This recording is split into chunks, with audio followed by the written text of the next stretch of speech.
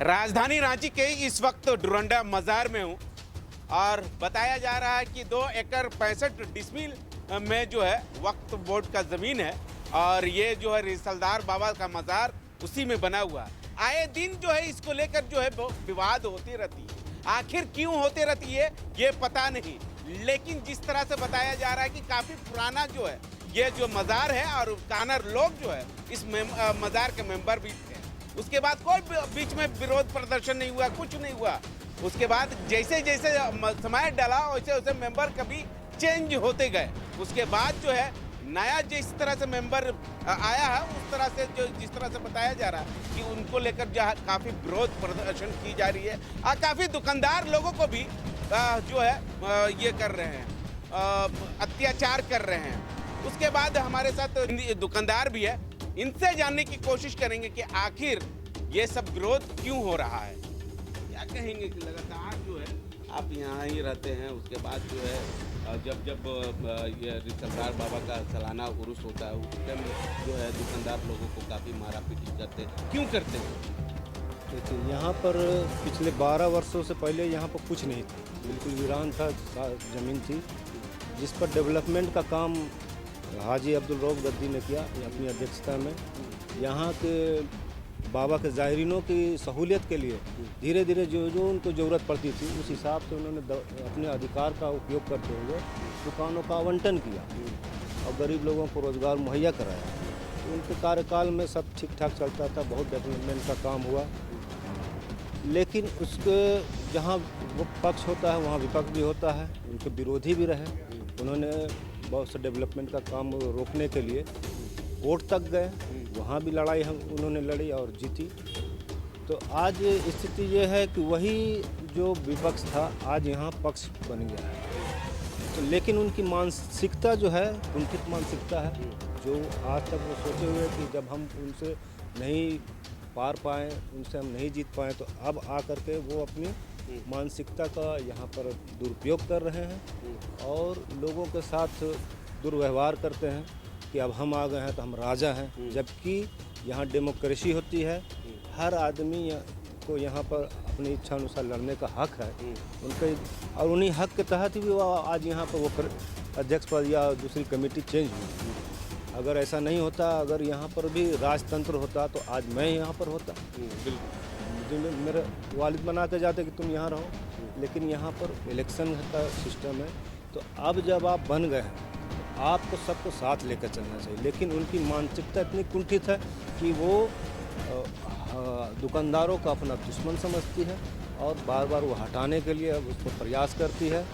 जबकि ये वक्फ प्रॉपर्टी है, ये वक्फ के बगैर अनुशंसा के कुछ नहीं हो सकता। तो लेकिन वो दबंग तरह के टाइप के लोग हैं जो भी आए हैं तो अपनी दबंगई दिखाते रहते हैं।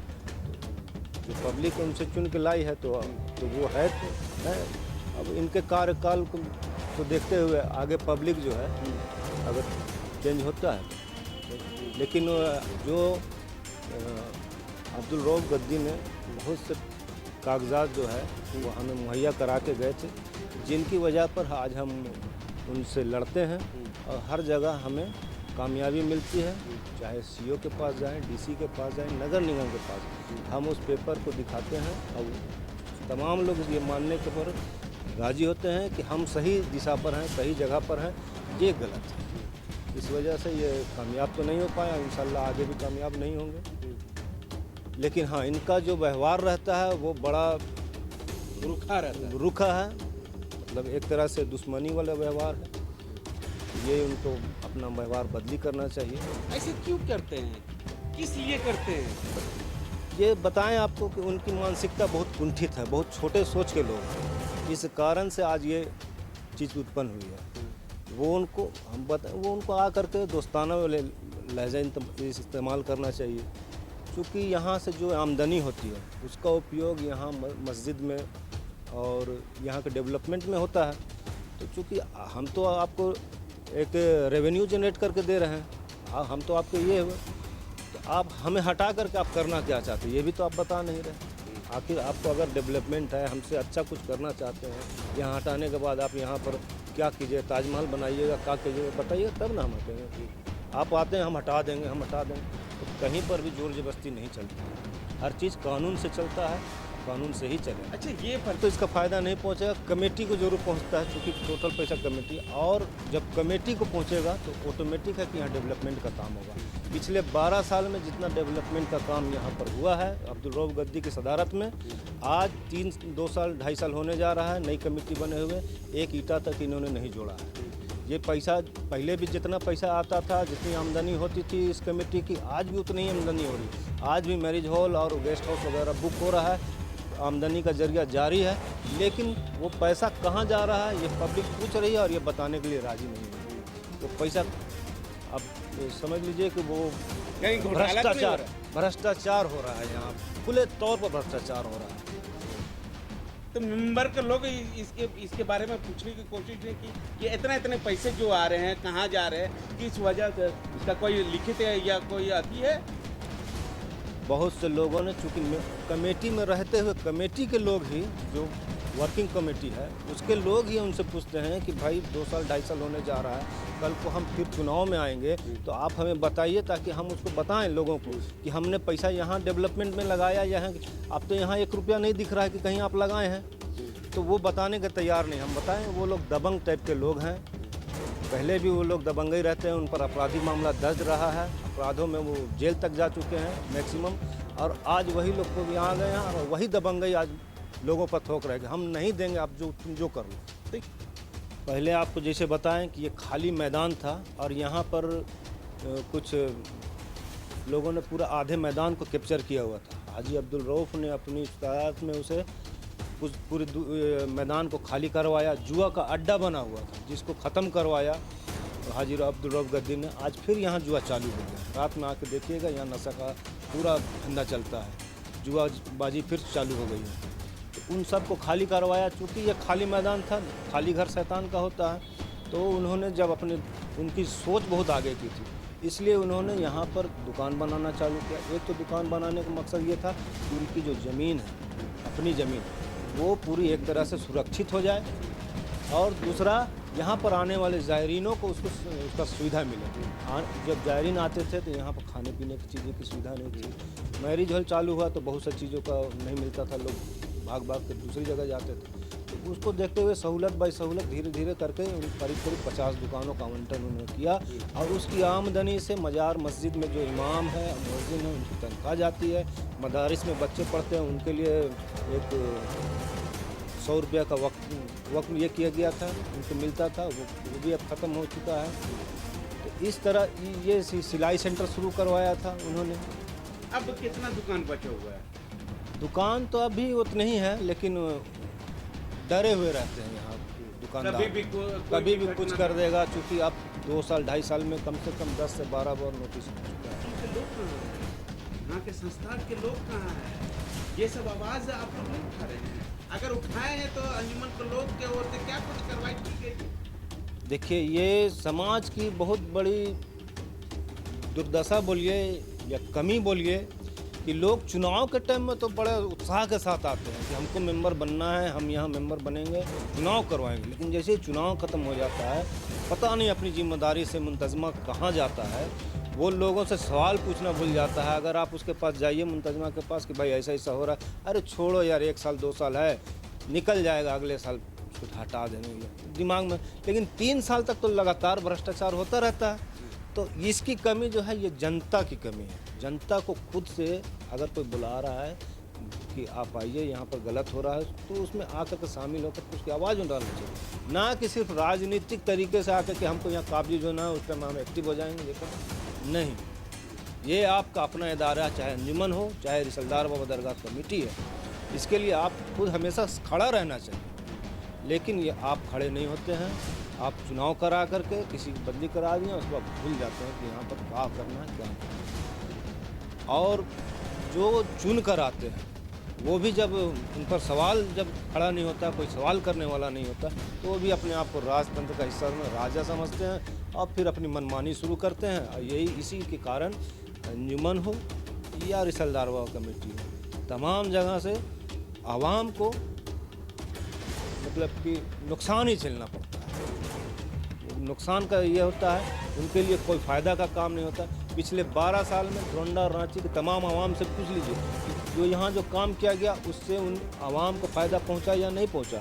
वो कहेंगे रऊफ़ गद्दी की सदारत में जितना फ़ायदा हमें पहुँचा है, आवाम को पहुँचा है, वो किसी इदारे से हमें नहीं पहुँचा है। यहाँ तक कि एक वक्त आया था कि दरगाह कमेटी जो है रांची के मुसलमानों की आवाज़ बन गई थी। ये तो दुर्भाग्य है कि सदर अब्दुल रऊफ़ गद्दी का इंतकाल बहुत जल्द हो गया, नहीं तो ये कमेटी कहीं से कहीं और रहती और इनकी वर्चस्व जो है राजनीतिक पार्टियों तक भी बहुत हो गई थी कि बात को काटा नहीं जाता था, क्योंकि वो भी जानते थे कि ये जो काम कर रहे हैं तो सिर्फ और सिर्फ आवाम के लिए कर रहे हैं, ना कि अपने लिए कर रहे हैं।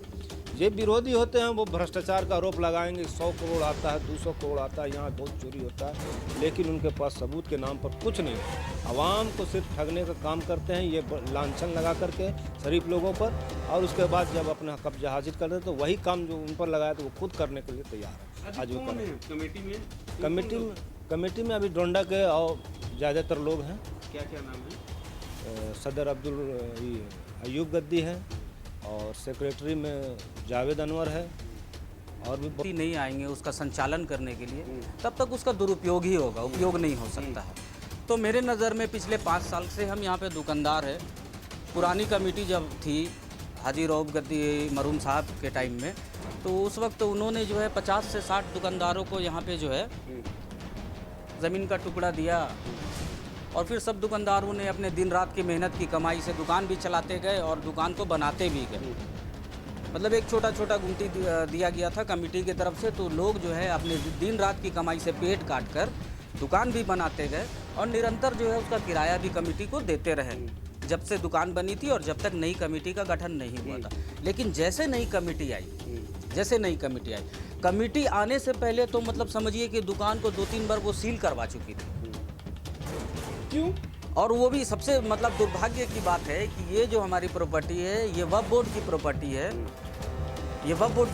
है, और इसको सील करवाया जाता था।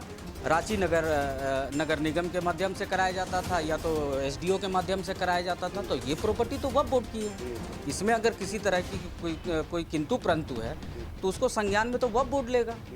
प्रॉपर्टी का मालिक तो वक्फ बोर्ड है, लेकिन इसको बार बार जो है वो सरकार की तरफ से नोटिस चिपकाया जाता था। तो अभी सत्ता पे काबिज है जो टीम, उसके कुछ लोग थे, नाम बताइए नाम। उसके जो कुछ लोग थे, अब किसका नाम बताएं? एक व्यक्ति हो इसमें शामिल तब तो। अभी आप बताइए कि टोटल यहाँ पे जितने मेंबरान हैं अकॉर्डिंग टू बाईलॉज सारे पंचायतों से आए हुए हैं, मुस्लिम तंजीबों से आए हुए हैं, रांची के सभी जगह से आए हुए हैं। तो कोई पर्टिकुलर एक कमेटी ऐसा रहेगा तब ना। एक कमेटी अच्छी संस्था बनी हुई है, उसमें 20 मेंबर है, 20 मेंबर में 2 मेंबर इतने भाग्यशाली होते हैं कि उसको किसी बड़ी संस्था में भेज दिया जाता है, और वही भाग्यशाली जो मेंबर है ना पूरा मटिया मेल करके हम लोग का इदारा को रखे हुए हैं। आप बताइए कि ये जो इदारा है यहाँ से आवाम की पेटें चलती है, आवाम की पेटें चलती, और अभी का टाइम में ऐसा हो गया है कि आवाम का पेट काट कर इदारा को चलाया जा रहा है। ये ग्राउंड लेवल की मैं आपको बात बता रहा हूँ। मेरी खुद यहाँ पे दुकान है, मेरी बहुत अच्छी दुकान पहले चला करती थी। अब हमको लगता है कि 500 रुपये की भी बिक्री नहीं है, कोई आता ही नहीं है, कोई आता नहीं। जो स्थिति यहाँ पे डर का माहौल बना दिया गया है, कोई नहीं आता है यहाँ पे। कौन लोग की ये डर का माहौल देखिए सबसे बड़ी बात है कि आप हमें एक चीज़ बताइए कि आज हम लोग एक छोटा व्यक्ति का भी चयन जब करते हैं किसी काम के लिए, निर्धारित किसी भी काम के लिए, तो जो व्यक्ति उसमें सक्षम होता है हम लोग उसको लाते हैं। अभी क्या हो गया है कि जैसे जिस व्यक्ति को अभी हमको किसी संस्था पे नाम कमाना है या वहाँ बड़े पद पे जाना है, तो अपना 20-25 को पहले मेंबर छांट लेता है हर पंचायत में घूम के कि 25 मेंबर, और उससे निश्चिंत करवा लेता है कि वोट हम ही को दोगे।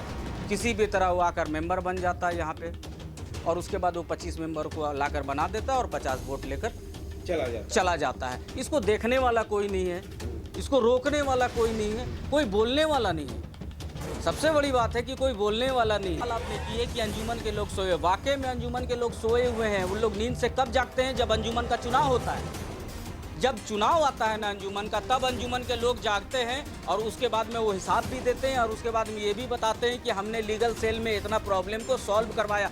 आज के डेट में आप लीगल सेल में कितने ज़्यादा केसेस हैं मुसलमानों के, आप बताएं हमें, और कोर्ट चल कर देखें। मैं आपको दिखाता हूँ, सैकड़ों की तादाद में मुसलमान की जो है ना वहाँ पे केस जो है रजिस्टर्ड हो रखा हुआ है। तो फिर कहाँ है अंजुमन, कहाँ है अंजुमन? खाली मुख्य दर्शक देख रहे हैं मुख्य क्या? दर्शक आप बताइए कि अंजुमन की स्थापना जो हमारे मौलाना अबुल कलाम आज़ाद साहब ने किया था, यही सोचकर किया था कि मुसलमानों की यही स्थिति होगी। जो हाई स्कूल बना हुआ है, कॉलेज बना हुआ है आज़ाद कॉलेज, उसकी स्थिति आपने देखी है कभी?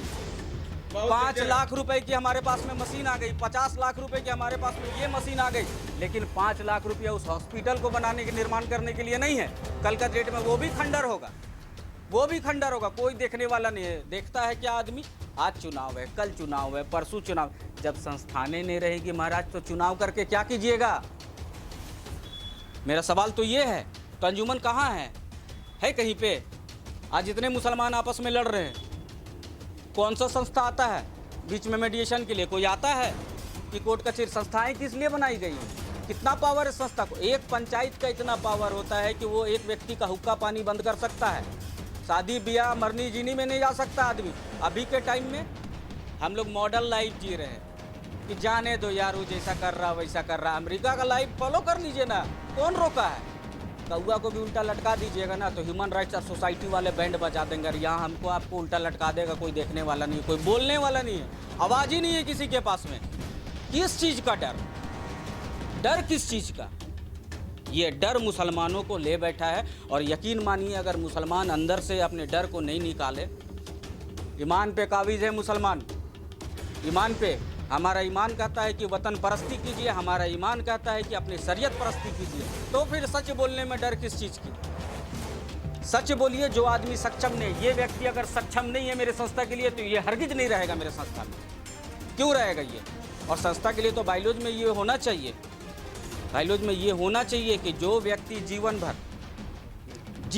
भर किसी तरह का कोई आपराधिक गतिविधि में संलग्न ना हो, जो व्यक्ति 100% सामाजिक हो, और जब धार्मिक संस्था की बात आती है तो वो धार्मिक भी होना चाहिए, वही व्यक्ति मेंबर होने चाहिए ना। मजार कमेटी के सदारत मरहूम हाजी रऊफ गद्दी के सदारत में बहुत सारे कार्यकाल यहाँ पे हुए, बहुत सारी उन्नतियाँ हुई, बहुत तरक्की हुआ, जिसके जैसे ये आप बगल में देख रहे हैं सामुदायिक भवन है।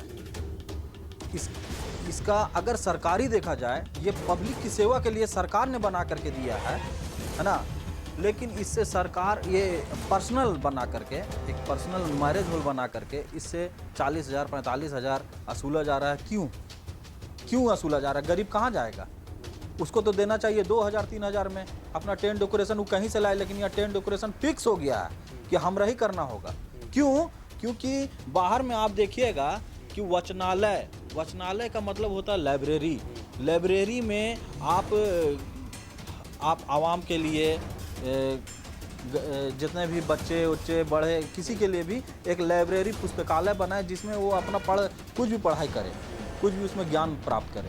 वहाँ पर देखिएगा डेकोरेशन का गोदाम बना हुआ है। उसके पीछे देखिएगा कि हमारे माननीय MLA नवीन जायसवाल जी के माध्यम से सामुदायिक भवन बना हुआ है। उस पर देखिएगा गोडाउन बना हुआ है, आपका टेंट हाउस वाले का। क्या सामुदायिक भवन सरकार ने बना करके किसी गोडाउन के लिए दिया है? तो इस तरह से जगह में कब्जा करके काबिज होकर के पैसे कमाना, ये बहुत गलत तरीका है। आवाम इस पे जागरूक नहीं है, क्योंकि आवाम सोचती है कि क्या किसी के पूरे मामले को लेकर ये वक्फ बोर्ड या वक्फ बोर्ड में मैंने हमारा जो ये क्या बोलते हैं अंजुमन इस्लामिया कहाँ है? ये सब देखने कौन देखेगा? ये अराजकता फैलाने वाले हैं, वही अगर बोले हैं कि हम संस्था चला दें, हो सकता है, मुमकिन ही नहीं, क्योंकि वो 3 साल के लिए आए हैं। 3 साल में जितना लूट खसोट करना करेंगे, फिर भैया जिसको लेना ले लो, हमको कोई मतलब नहीं। और आपको मैं चैलेंज करके बताता हूँ कि नेक्स्ट बार में ये किसी चीज़ में चुनाव नहीं लड़ेंगे, क्योंकि इनका पेट भर गया। अब जिनको आना आए वो ऐसा करें। तो जो आएंगे चुनाव जीत कर आएंगे तो वो तो सवाल तो पूछेंगे कि इतना साल जो है आप लोग जो है कमेटी का पैसा कहाँ है? ये सवाल तो पूछेंगे। सवाल यहाँ पे ये उठता है कि जब चुनाव होता है उस समय मैनिफेस्टो दिखाया जाता है कि हमारा मैनिफेस्टो में ये मैं काम करूँगा। तो इनके जो अभी कमेटी है उनके मैनिफेस्टो में 17 काम थे, 17 में कोई एक भी काम नहीं इन लोगों ने किया है। और यहाँ पे बताया गया था कि आगे में एक सरकारी भूमि है, उस भूमि में अतिक्रमण मुक्त करा करके एक स्कूल का स्थापना प्रचारण, हाँ। किया जाएगा, सरकार से फंडिंग लिया जाएगा, 12 क्लास तक मुसलमान का एक स्कूल बनाया जाएगा। लेकिन जो सदर बन के आया उसी का कब्जा में है, तो कहाँ से स्कूल बनेगा? ठीक है। डुरंडा मजार के जो दुकानदार लोग हैं वो काफी डरे से हैं। डरे से इसलिए हैं कि लगातार जो है इन लोगों को धमकियां दी जाती है। उसके बाद जो है जिस तरह से बताया जा रहा है कि राज्य सरकार की ओर से समुदाय भवन तक तमाम चीज़ों को लेकर जो है बना कर दे दिए हैं, लेकिन उनकी का कब्जा जो वर्धमान में जो है अध्यक्ष है वो उनके कब्जे में। अब देखना होगा कि इस पूरे मामले को लेकर जो है राज्य सरकार या अंजुमन के लोग जो है कब तक जो है ये लोगों को खाली करवा करके जो है अपने कब्जे में रखने की कोशिश करें, ताकि जो है जो लोग आ रहे हैं वो सिर्फ पैसा कमाने का काम कर रहे हैं। अब देखना होगा कि राज्य सरकार या अंजुमन के लोगों के द्वारा जो है कब तक जो है ये सब सुधार हो पाती है या ऐसे ही लूट घसोट जो है चलते रहेगा।